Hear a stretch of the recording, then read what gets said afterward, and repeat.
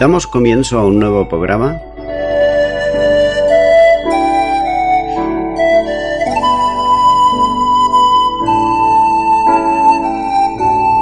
Servidores de Dios. Quien te habla es Manuel Cornejo.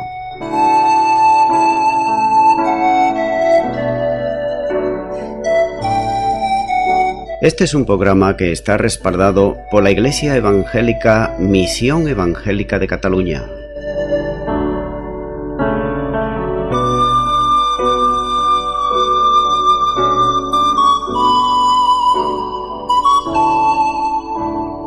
Estamos situados en la ciudad de Sabadell, en la avenida Matadepera número 239.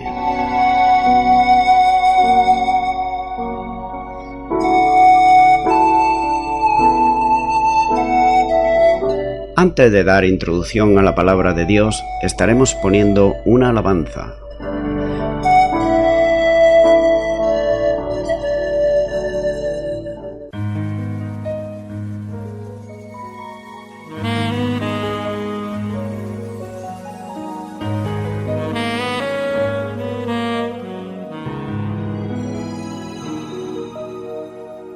Ya no puedo odiar, solo quiero amar a mi enemigo también. Ya no puedo engañar, solo quiero ser fiel y decir la verdad. Ya no puedo callar, solo quiero hablar la palabra de Hoy he vuelto a nacer, ya puedo reír y puedo alabar el nombre de Dios. Estoy libre al fin, porque Cristo está en mí y Él me ha dado el amor. Verdadero amor.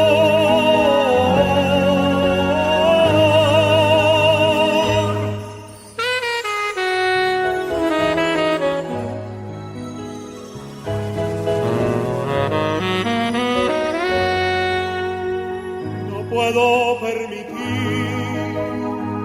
que venga la maldad y oprima el corazón.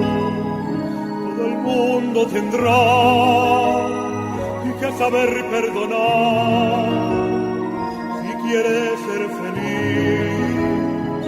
Nadie puede estar vivo si no anda con Dios, si no está junto a Él. Hoy he vuelto a nacer, ya puedo reír y puedo alabar el nombre de Dios. Estoy libre al fin, porque Cristo está en mí y Él me ha dado el amor.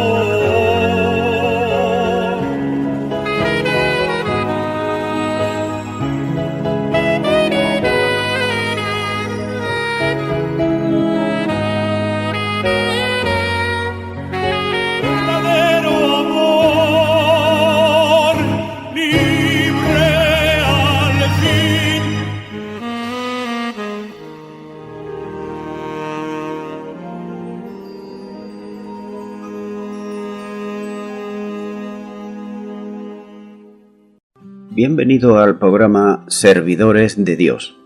En el día de hoy estaré haciendo un comentario expositivo de la palabra de Dios y en esta ocasión será en el Evangelio de Juan capítulo 3 versículo 6, donde nos dice la palabra de Dios: lo que es nacido de la carne, carne es, y lo que es nacido del Espíritu, Espíritu es. En este versículo el Señor Jesús continuó recalcando aún más que esta limpieza espiritual solo la hace Dios completamente y que no es el resultado de los esfuerzos humanos que puedan hacer por sí mismos. Tal como la naturaleza humana solo puede engendrar naturaleza humana, así solamente el Espíritu Santo puede efectuar la transformación espiritual en la vida de un hombre o de una mujer cuando están dispuestos a recibir a Jesucristo como Señor y Salvador. Ahora bien, el término carne, que es sarx, aquí se refiere solamente a la naturaleza humana, como por ejemplo en Juan 1, versículos 13 y 14.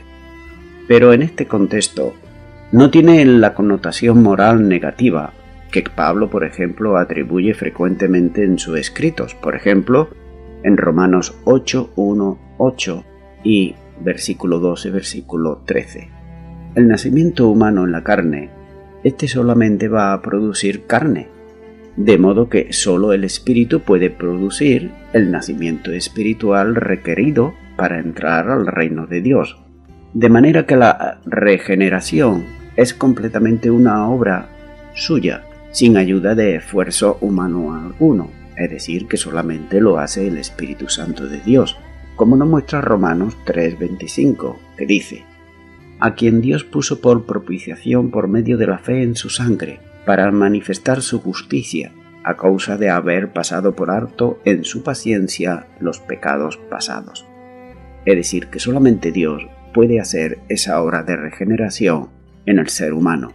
Aunque las palabras del Señor Jesús tenían su base en la revelación del Antiguo Testamento, iban en la dirección completamente opuesta de lo que se le había enseñado a Nicodemo a través de sus años, ya que Nicodemo, él, había creído toda su vida que la salvación venía por su propio mérito externo, es decir, fruto de sus esfuerzos humanos, pero ahora le resulta muy difícil pensar de otra manera, es decir, cambiar de una manera a otra. O como se suele decir en el día de hoy con palabras sencillas en estos días, cambiar de chip.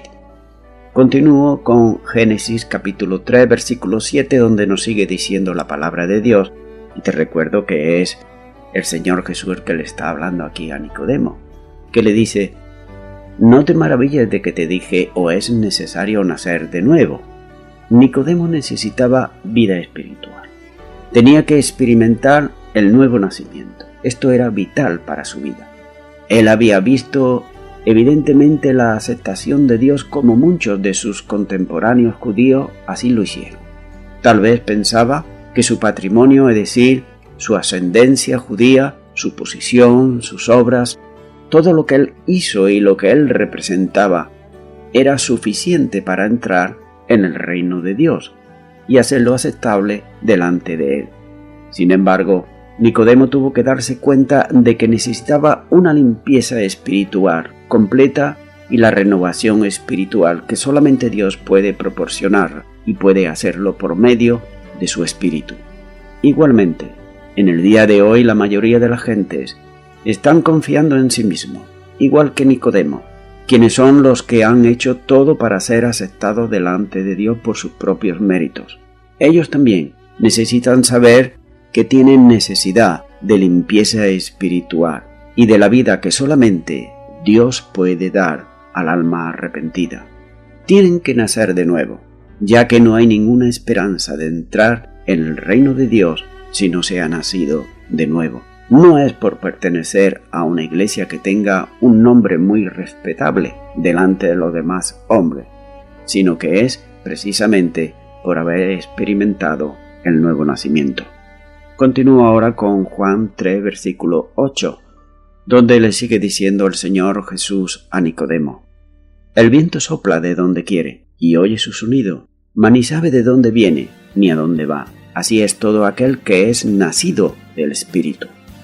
Ahora vemos aquí que el Señor Jesús ilustró su enseñanza con un ejemplo conocido de la naturaleza. Veamos el juego de palabras utilizado para presentar esta comparación que hace Jesucristo. La palabra griega neuma puede significar tanto espíritu o viento, aunque por lo general significa espíritu. Jesús dijo que el neuma, espíritu, opera en el neuma, viento. Y hay tres similitudes aquí. En primer lugar, tanto el espíritu y el viento operan soberanamente. El hombre no puede controlar cualquiera de ellos, es decir, no puede manipularlos ni mucho menos. En segundo lugar, se percibe la presencia de sus efectos, aunque no se le puede ver con los ojos. Así es el viento y así es el espíritu. En tercer lugar, no podemos explicar sus acciones, ya que nadie sabe de dónde surge, es decir, de dónde viene, ni se sabe a dónde va, ya que sus factores son invisibles. pero sin embargo, ahí están. La persona nacida del Espíritu es similar tanto para el Espíritu con mayúscula como el viento, ya que es imposible que la gente no regenerada pueda comprender o controlar a un cristiano o una cristiana que ha nacido del Espíritu, es decir, que ha nacido de nuevo, como está aquí diciendo la palabra de Dios.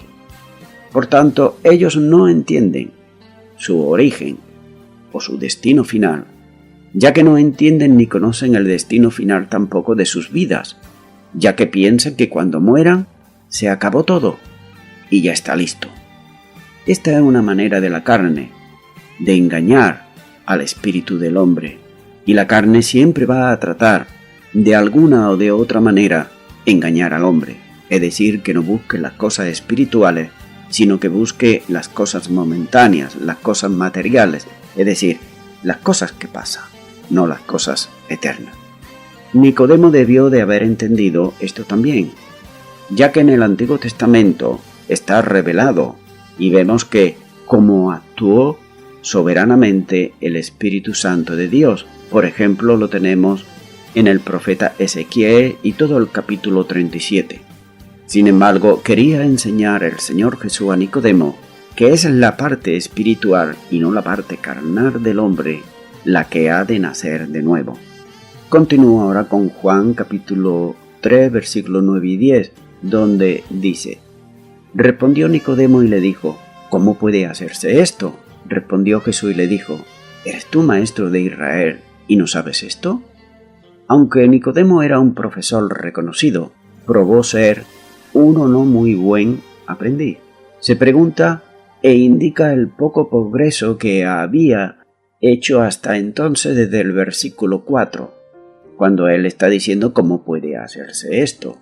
A pesar de la aclaración adicional del Señor Jesús en los versículos 5 y 8 de este capítulo 3, Nicodemo aún no podía entender lo que estaba oyendo.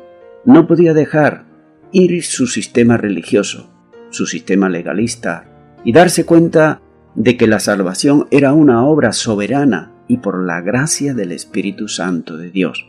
Lo mismo que Nicodemo no entendía todavía y le costaba abandonar su sistema religioso, también puede pasar hoy a muchas personas, a cualquier religioso o religiosa, sea la religión que sea, que le cuesta dejar aquello que le han enseñado de niño, aunque estén erróneos, aunque no sepan muy bien su significado, le cuesta. Por eso cuando vienen a la palabra de Dios, se aferran a sus tradiciones, a sus ritos y a su manera de hacer. Nicodemo, dada su posición como maestro de Israel, era de esperar que él supiera esto que Jesús le estaba diciendo. Su falta de entendimiento era inexcusable, considerando su conocimiento del Antiguo Testamento, que se lo debía de saber muy bien. Por tanto, Nicodemo era un maestro reconocido y establecido además en Israel para enseñar al pueblo.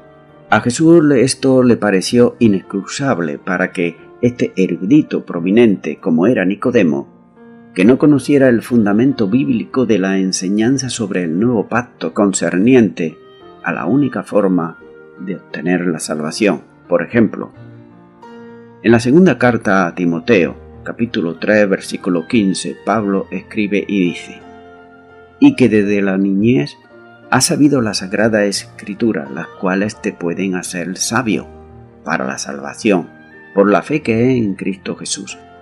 Es decir, que aquí vemos que Timoteo desde pequeñito, desde que era un niño, madre, su abuela, le enseñaron la palabra de Dios.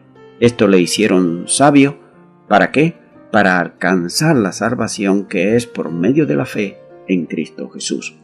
Y de igual manera le podía esto ocurrir a Nicodemo, que la Escritura le pueden hacer salvo para hallar la salvación, pero acuérdese que es por medio de la Escritura, no por medio de la religión ni de los dogmas humanos.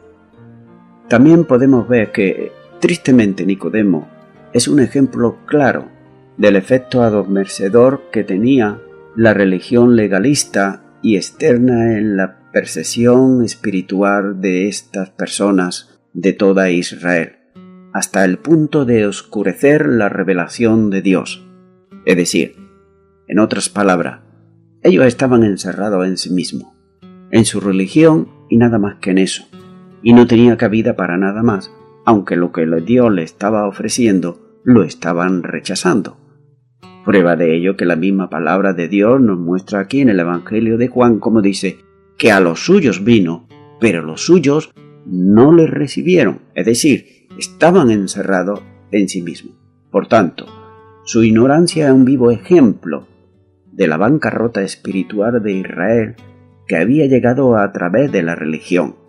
Por ejemplo, miramos en Romanos capítulo 10, versículos 2 y 3, donde nos dice la palabra de Dios: porque yo le doy testimonio de que tienen celo de Dios, pero no conforme a ciencia, porque ignorando la justicia de Dios y procurando establecer la propia suya, no se han sujetado a la justicia de Dios. Nótese, y procurando establecer la propia suya. Es decir, ellos establecían su propia justicia y no la justicia de Dios. Algunos de los maestros de Israel se creían muy conocedores de las cosas de Dios, pero sabían, por ejemplo, en Ezequiel capítulo 18 y versículo 31, donde dice: echad de vosotros todas vuestras transgresiones, con que habéis pecado, y haceos un corazón nuevo y un espíritu nuevo. ¿Por qué moriréis, casa de Israel? Dice aquí: haceos un corazón nuevo y un espíritu nuevo.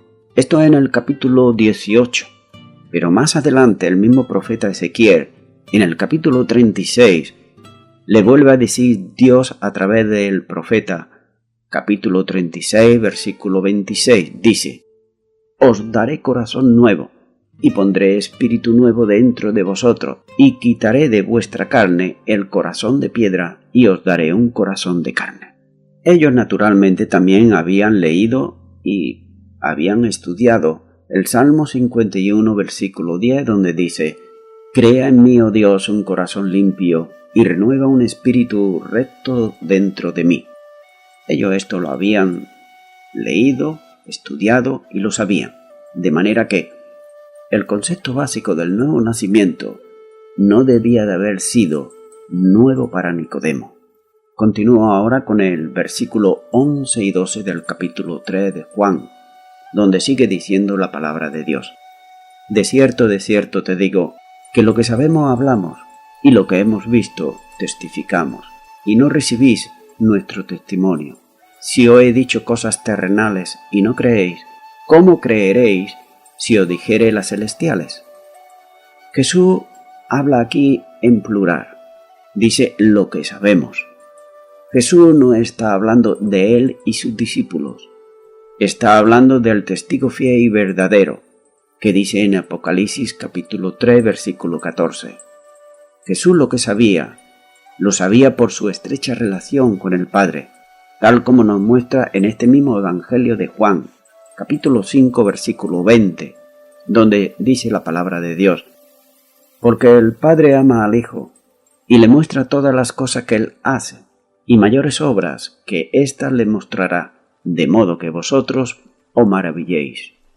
Y también Juan capítulo 14, versículo 10 dice: ¿no crees que yo soy en el Padre y el Padre en mí? Las palabras que yo hablo no las hablo por mi propia cuenta, sino que el Padre que mora en mí, Él hace las obras. Nótese, Jesús opone su sabemos al sabemos de Nicodemo, como dice Juan 3, 2, cuando se le acercó al Señor Jesús y le dijo: sabemos que vienes de Dios. Así que vemos, por tanto, que en realidad es no sabemos, como vemos aquí en los versículos 4 y versículo 9. Nicodemo no sabía, porque basaba su conocimiento en tradiciones aprendidas, pero no en experiencias espirituales. De manera que la vida cristiana no es tan solo conocimiento, sino que también es experiencia, y esta se logra a través de la comunión con el Señor Jesús día tras día. Jesús sabía por lo que había experimentado Él. No es lo mismo haber experimentado el pasar hambre, por ejemplo, o cualquier otra necesidad, que haber oído de otros que han pasado hambre o han pasado necesidad. Por esta razón sabemos que Jesús, como dice la Biblia, resucitó. Esto es conocimiento. Pero luego la fe depositada en Él y la comunión que podemos tener a diario, podemos decir que Jesús es real y que Él vive, porque lo podemos experimentar en nuestras vidas.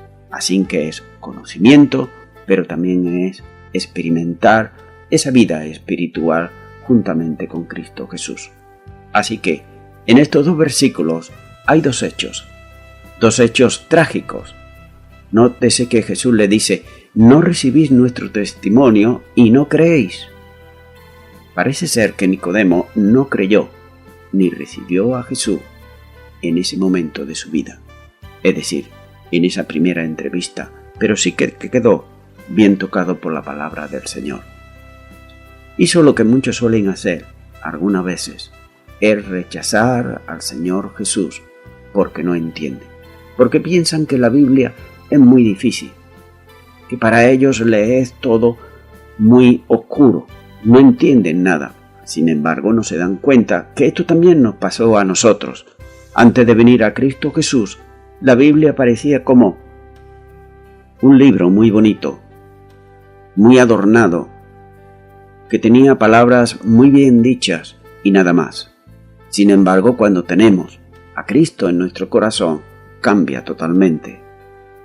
Parece como que nuestra mente se ilumine, y de hecho se ilumina, porque la palabra de Dios trae luz a nuestra vida.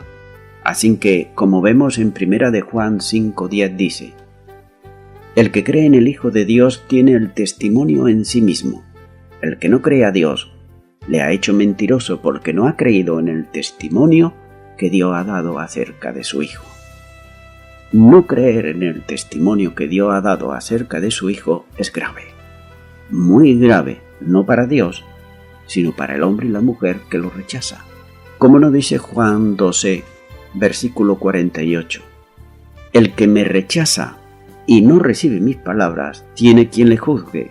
La palabra que he hablado, ella le juzgará en el día postrero. ¿Qué nos está enseñando esto? Nos está enseñando que tú, amigo y amiga, cuando estás escuchando el mensaje del Evangelio, la palabra de Dios, y te está llamando al arrepentimiento, te está diciendo que debes de nacer de nuevo, y lo estás rechazando, porque piensas que quizás es difícil, pero lo estás rechazando, y de hecho lo rechazas, pues ningún hombre te va a condenar, ningún hombre tiene ningún poder para hacerlo, pero sí, en el día de juicio, esas mismas palabras tuyas, ese rechazo tuyo, serán las que te juzgarán a ti mismo, si no te arrepientes. Pero esa no es la voluntad de Dios, que tú tengas que comparecer ante ese tribunal, sino que ahora Dios te da la oportunidad para que tú te puedas arrepentir y puedas ser salvo en Cristo Jesús. Será ese mismo testimonio el que juzgará, como he dicho, en los días postreros. Y parafraseando el versículo 12, Jesús le dice: Nicodemo, he tratado de ponértelo fácil, con ejemplos humanos que tú lo entiendas, y no has entendido. ¿Cómo vas a entender entonces las cosas espirituales? Es decir, que el Señor le está dando todas las facilidades para que él entienda y pueda experimentar el nuevo nacimiento. Sin embargo, hasta aquí todavía no ha ocurrido absolutamente nada. Y esto es lo que hace el Espíritu Santo de Dios: hablar al corazón del hombre y la mujer, ponérselo fácil. ¿Para qué? Para que pueda ser salva. Simplemente para esto. Sigue diciendo la palabra de Dios en Juan capítulo 3, versículo 13. Nadie subió al cielo sino el que descendió del cielo, el Hijo del Hombre que está en el cielo. Solo quien estuvo en una ciudad, por ejemplo, y ha vivido en ella, puede decir realmente cómo es esa ciudad. Solo quien ha estado en el cielo y vivido puede saber verdaderamente cómo es el cielo. Hasta aquí todo es lógico y razonable. Pero los seres humanos, que tenemos que pasar por la muerte, y la muerte la tenemos que pasar por consecuencia del pecado, no tenemos la posibilidad de visitar el cielo mientras estamos confinados aquí en este cuerpo de carne y sangre y al tiempo y al espacio. Por tanto, Jesús dijo: nadie subió al cielo. En el libro de los Proverbios hallamos un proverbio que hace unas preguntas y dice en Proverbios 30, versículo 4: ¿quién subió al cielo y descendió? ¿Quién encerró los vientos en un puño? ¿Quién ató las aguas en un paño? ¿Quién afirmó todos los términos de la tierra? ¿Cuál es su nombre y el nombre de su hijo, si sabes? Hay 5 preguntas retóricas que esperan la respuesta, y vemos aquí que nadie, absolutamente nadie puede dar respuesta a esto. Solamente Dios puede dar respuesta. Por supuesto, Jesús descendió del cielo y después ascendió, como dice aquí en Juan 3:13, pero también vemos, por ejemplo, en Filipenses capítulo 2, versículos 6 y 7, donde dice: el cual siendo en forma de Dios no estimó el ser igual a Dios como cosa que aferrarse, sino que se despojó a sí mismo, tomando forma de siervo, hecho semejante a los hombres. Y también Hechos, capítulo 1, versículo 9 al 11, donde nos dice: y habiendo dicho estas cosas, viéndolos ellos, fue alzado, y le recibió una nube que lo ocultó de sus ojos. Y estando ellos con los ojos puestos en el cielo, entre tanto que él se iba, he aquí, se pusieron junto a ellos 2 varones con vestiduras blancas, los cuales también le dijeron: varones Galileos, ¿por qué estáis mirando al cielo? Este mismo Jesús que ha sido tomado de entre vosotros al cielo, así vendrá, como le habéis visto ir al cielo. Nótese aquí como es bien clara la palabra de Dios, y está diciendo que el Señor vino del cielo y fue al cielo. Además, Jesús estuvo en la creación. Además, el Señor Jesús también estuvo en la creación, como dice este mismo Evangelio de Juan, capítulo 1, los versículos 3 y 4. Juan declaró en el prólogo de su Evangelio que a Dios nadie le ha visto jamás, como dice Juan 1:18. A Dios nadie le vio jamás. El unigénito Hijo, que está en el seno del Padre, Él le ha dado a conocer. Y también Juan 6:46 dice: no que alguno haya visto al Padre, sino aquel que vino de Dios, éste ha visto al Padre, dice la palabra del Señor. Así que vemos que es el mismo Señor Jesús el que estaba y está en los cielos, y vino aquí a la tierra para hacerse hombre. Ahora bien, el único acontecimiento distinto a esto fue la visita del apóstol Pablo, como nos dice la palabra de Dios que él fue y visitó el tercer cielo, como nos dice 2 de Corintios capítulo 12 versículo 2, donde está diciendo: conozco a un hombre en Cristo que hace 14 años, si en el cuerpo no lo sé, si fuera del cuerpo no lo sé, Dios lo sabe, fue arrebatado hasta el tercer cielo. El único que posee el conocimiento verdadero de la realidad celestial es el que descendió del cielo, y es el Hijo del Hombre, como nos dice Hebreos capítulo 1 versículo 2. En estos postreros días no ha hablado por el Hijo, a quien constituyó heredero de todo, y por quien asimismo hizo el universo.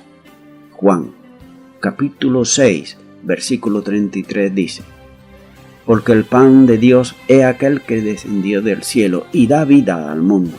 Se está refiriendo al Señor Jesús. Y también el Señor Jesús preguntó en Juan capítulo 6 versículo 66: pues qué, si viere al Hijo del Hombre subir a donde estaba primero.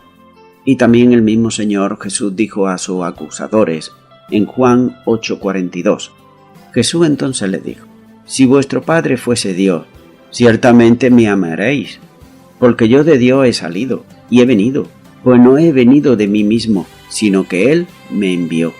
Continúo ahora con el versículo 14 de Juan capítulo 3, donde sigue diciendo la palabra de Dios: y como Moisés levantó la serpiente en el desierto, así es necesario que el Hijo del Hombre sea levantado.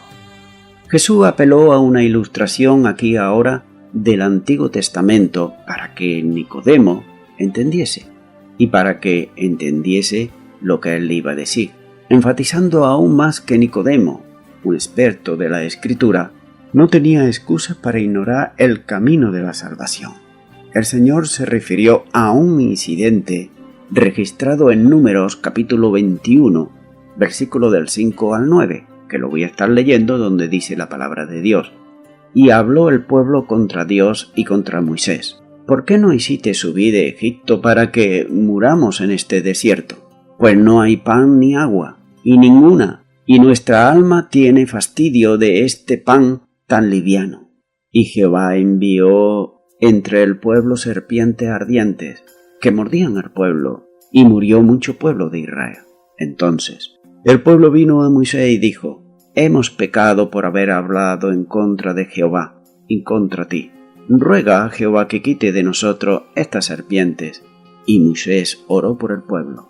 Y Jehová dijo a Moisés: hazte una serpiente ardiente y ponla sobre un asta, y cualquiera que fuere mordido y mirare a ella vivirá.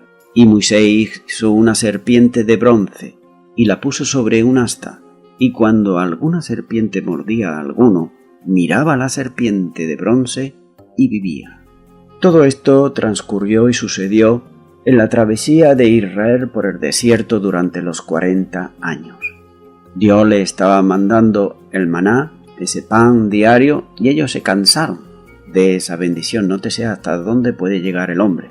Cuando recibe bendiciones abundantes de Dios, llega un momento que hasta se cansa porque dice: este pan liviano, es decir, estaban ya cansados del pan. Ahora bien, si no tuvieran el pan, ¿qué pasaría? Vemos que entonces, antes de entrar a la tierra prometida, estaba sucediendo todo esto. Y como que ellos estaban murmurando en contra de Dios y en contra de Moisés, el Señor envió serpientes venenosas que infectaron al campamento rápidamente. Y vemos aquí que el juicio de Dios empezó aquí. Los israelitas, desesperados, ¿qué es lo que hacen? Le rogaron a Moisés que intercediera por ellos. Y Dios respondió a la petición de Moisés con una demostración de su gracia divina, pues mostró misericordia para un pueblo que era rebelde y murmurador. Y gracias a Dios por esos intercesores que hay en cada iglesia local, en cada sitio, donde están orando, están intercediendo en cada momento por las necesidades del pueblo de Dios, por sus faltas y por aquello que no deben de hacer.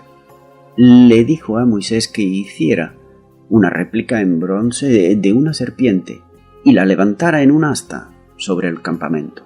Ahora bien, quienes habían sido mordidos se sanarían tan solo con mirarla, y cuando la estaban mirando estaban ellos reconociendo así su culpa y expresando su fe en el perdón de Dios y el poder sanador de Él. La enseñanza de la analogía del Señor Jesús era que tal como Moisés levantó la serpiente en el desierto, así era necesario que el Hijo del Hombre fuese levantado. Y aquí hay varias enseñanzas también que podemos aprovechar para nuestra vida. La primera es: la serpiente es un símbolo de lo maldito, es decir, de Satanás. En Génesis capítulo 3, versículo 1 dice: pero la serpiente, que era astuta, más que todos los animales del campo que Jehová, Dios, había hecho, la cual dijo a la mujer: con que Dios ha dicho, no comáis de todo árbol del huerto. Vemos aquí que la serpiente es origen, aquí como estamos viendo, de lo maldito, porque es Satanás el que está detrás y el que está manipulando también. En Apocalipsis capítulo 12, versículo 9 y capítulo 20, versículo 2, nos está hablando de este mismo tema, de esa serpiente antigua que es Satanás. Jesucristo, sin embargo, destruyó la obra del diablo, a ser levantado de entre los muertos. Sabemos que Jesucristo murió por nuestros delitos y pecados, pero que resucitó al tercer día. Por eso, como he dicho, Jesucristo destruyó esas obras del diablo a ser levantado, es decir, al resucitar. Hebreos 12, 14 y 15 dice: Así que, por cuanto los hijos participaron de carne y sangre, él, Jesús, también participó de lo mismo, para destruir por medio de la muerte al que tenía el imperio de la muerte, esto es, al diablo, y librar a todos los que por el temor de la muerte estaban durante toda la vida sujetos a servidumbre, o como otros dicen, a esclavitud. Sí, porque antes, cuando no teníamos a Cristo en nuestro corazón, éramos esclavos del pecado.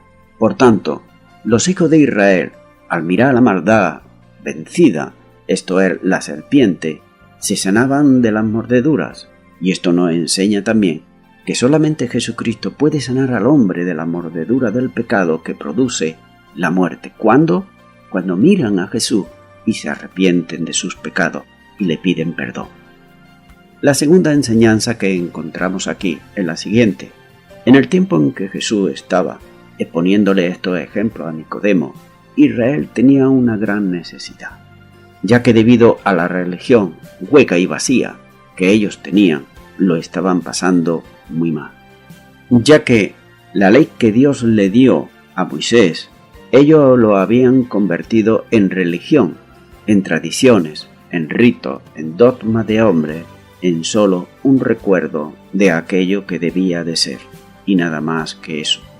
En ese momento Israel tenía una religión, pero su alma, su corazón, estaba vacío, porque no había lugar ahí para el Señor, sino que sí que había lugar para las tradiciones, para los ritos, para la fiesta, para los dogmas, para aquello que ellos habían añadido a la palabra de Dios, dejándola a un lado. Por eso era meramente un recuerdo. La tercera enseñanza que sacamos aquí es que si un israelita creía en el mensaje de Dios y miraba por la fe la serpiente que le fue levantada, era sanado. Pero si un israelita no creía en el mensaje de Dios y miraba la serpiente, moriría. Esto era la muerte física.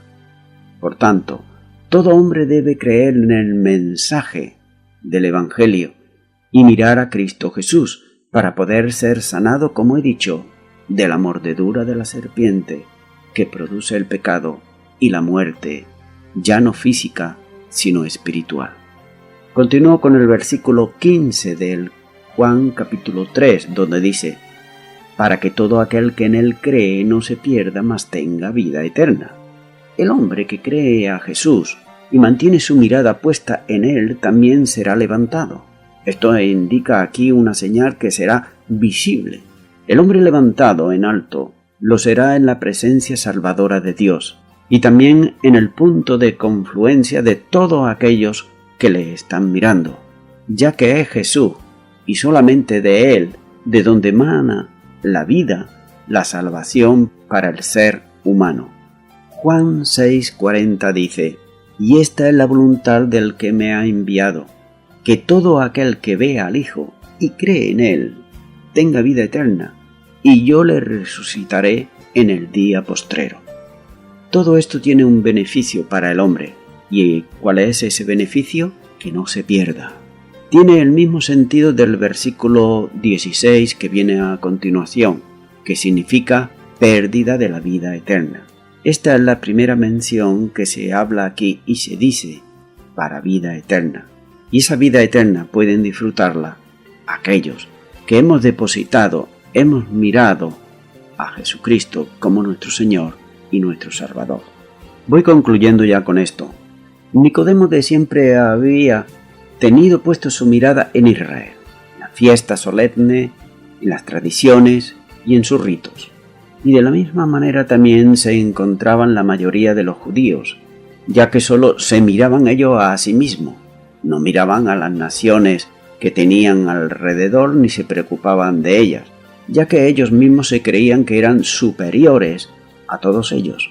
Se consideraban más puros y más santos que nadie, y esto hacía que la misma ley que le fue dada por Dios por medio de Moisés, la entendían y la sabían, esto sí, pero de una manera intelectual, es decir, de conocimiento, pero no de corazón. El resultado era que tenían una religión externa. pero no interna. Los judíos, y entre ellos también los maestros de Israel, no entendían las cosas esenciales de la vida espiritual. Es decir, realmente no entendían dos cosas. Una, que con sus maneras de hacer no estaban agradando a Dios ni mucho menos. Y la otra, es que el creerse ellos perfectos delante de Dios, estaban precisamente rechazando lo que Dios le estaba ofreciendo. ¿Y qué era lo que Dios le estaba ofreciendo? Que pusieran su mirada en Jesucristo, ya que es el único que puede salvarlos de la mordedura mortal del pecado. Amigo y amiga que me estás escuchando, tal vez tú en el día de hoy tengas tu mirada puesta en tu trabajo, tu familia, tus amigos, tu ciudad, tu nación, tu religión.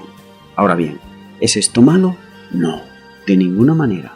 Pero tú y yo sabemos muy bien que nada de lo mencionado anteriormente puede darte la salvación y la vida eterna.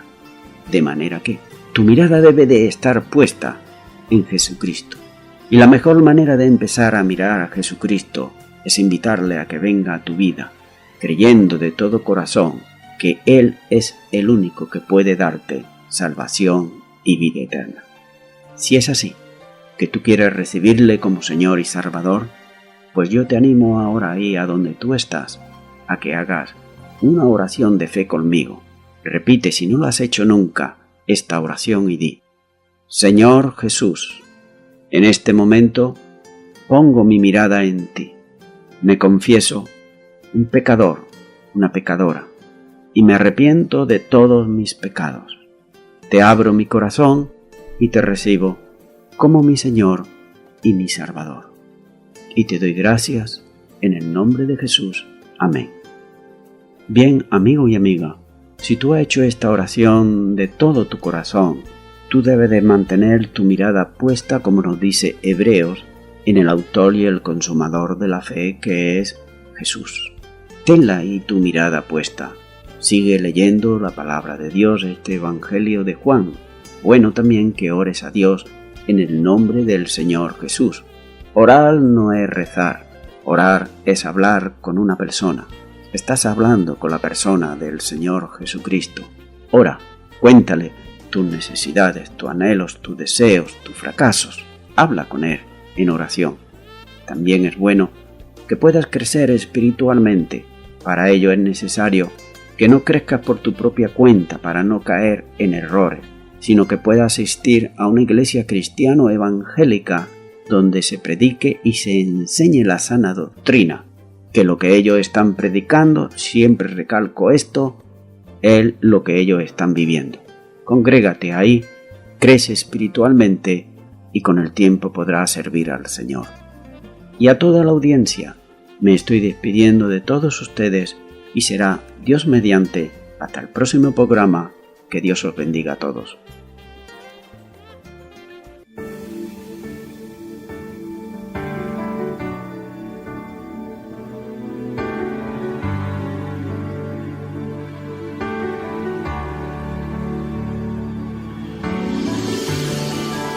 Palabras a ti vendrán para intentar derribar tu promesa y tu fe. Enemigos se levantarán, mas no des marcha atrás, porque Dios contigo está. Al viento Él ordenará, bajo tus alas fuerte sopla, y sobre la tormenta volará. Si fijas tu mirada en Él, las montañas se van a mover. Si fijas tu mirada en Él, toda adversidad podrás vencer. Si fijas tu mirada en Él, recibirás victoria y poder. No hay nada imposible si crees. Si fijas tu mirada en Él, tu mirada en Él.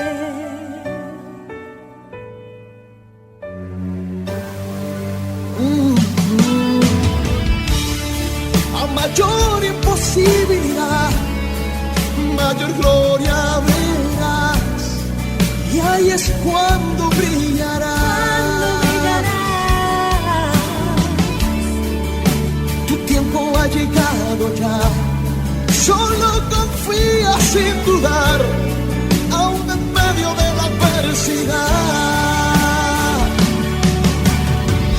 Nace el viento, Dios ordenará, bajo tus alas fuerte soplar, y sobre la tormenta volarás. Si fijas tu mirada en Él, las montañas se van a mover. Si fijas tu mirada en Él, toda adversidad podrás vencer. Si fijas tu mirada en Él, recibirás victoria y poder. No hay nada imposible si crees. Y sabrás que aquel que contigo está es poderoso y fiel. Con su palabra triunfarás, conquistarás. Nada frente a ti te hará. Si fijas tu mirada en Él, las montañas se van a mover.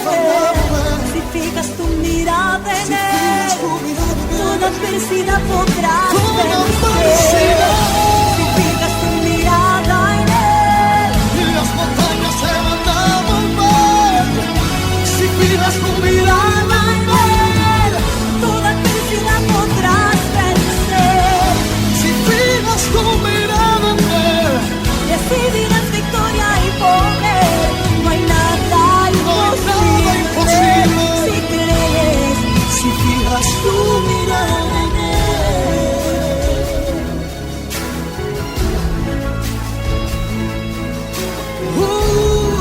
su mirada en Él, Nada es imposible. No hay nada imposible para Él. Si